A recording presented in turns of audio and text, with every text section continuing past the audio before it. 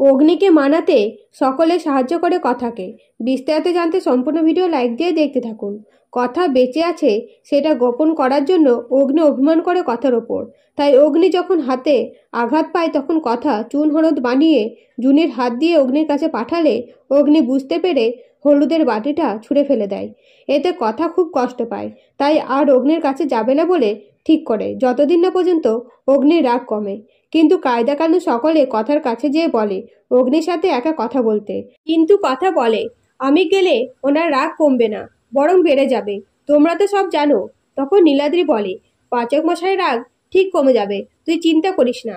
এদিকে রিচা আর প্রান্তিক মিলে বাসে গুরুজির সাথে মিটিংয়ে ঠিক করে রথের দিন বন্যি ফুলের ডোজ চারিদিকে ছড়িয়ে দেবে পরীক্ষা করার জন্য।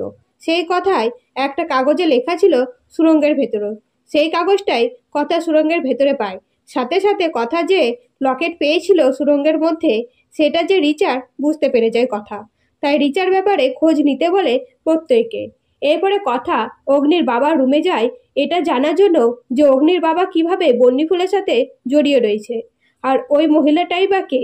কিন্তু কথা কিছু জানতেই পারে না, তাই কথা নিজের রুমে চলে যায় এবং কায়দা কানুনের সাথে আলোচনা করে অগ্নির মান ভাঙানোর।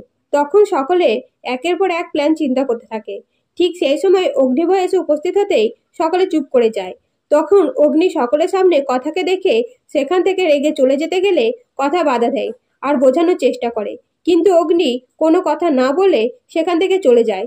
তখন সকলে বলে রাগ কমাতে হবে। কথা তুমি একবার নিজের রুমে যাও, একবার কথা বলো, দেখবে সব ঠিক হয়ে যাবে। এভাবে কতদিন চলবে? এই কথা শুনে কথা আবারও অগ্নির সাথে কথা বলতে চায়। তো কথা কি অগ্নিকে মানাতে পারবে? অবশ্যই কমেন্ট করে জানাবেন। আর ভিডিওটা ভালো লাগলে সাবস্ক্রাইব করে পাশে থাকবেন। ধন্যবাদ।